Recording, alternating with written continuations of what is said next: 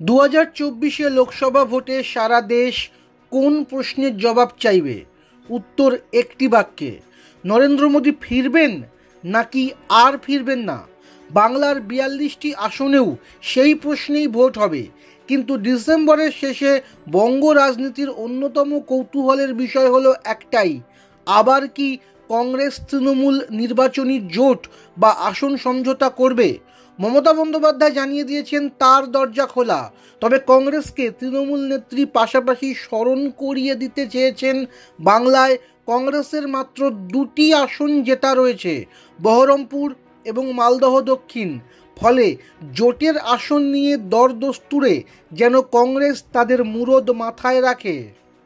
বুধবার বঙ্গ কংগ্রেসের নেতাদের সঙ্গে জোট নিয়ে রাহুল গান্ধী, মল্লিকার্জুন খড়গে, কেসি বেণুগোপালদের সঙ্গে আলোচনায় বাংলার কংগ্রেস নেতাদের অধিকাংশই 2টি বিষয় জানিয়েছেন। এক, তারা তৃণমূলের সঙ্গে জোটে আগ্রহী নন, তবে শেষ পর্যন্ত সিদ্ধান্ত হাইকমান্ডই নেবে।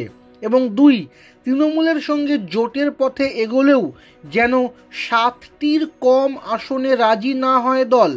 বৃহস্পতিবার কুণাল ঘোষ বলেছেন, মমতা বন্দ্যোপাধ্যায় কংগ্রেসকে ছাড়াই 2021 সালে বিজেপিকে রুখে দিতে পেরেছিলেন, এটা মাথায় রাখতে হবে।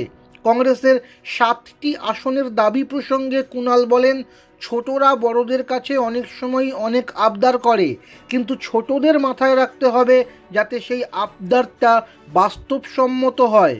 অর্থাৎ কংগ্রেসের যে দাবি আনুষ্ঠানিকভাবে না হলেও বিভিন্ন সূত্র থেকে জানা যাচ্ছে তা বাস্তবসম্মত নয়, এরকমটাই বলছে তৃণমূল সূত্র।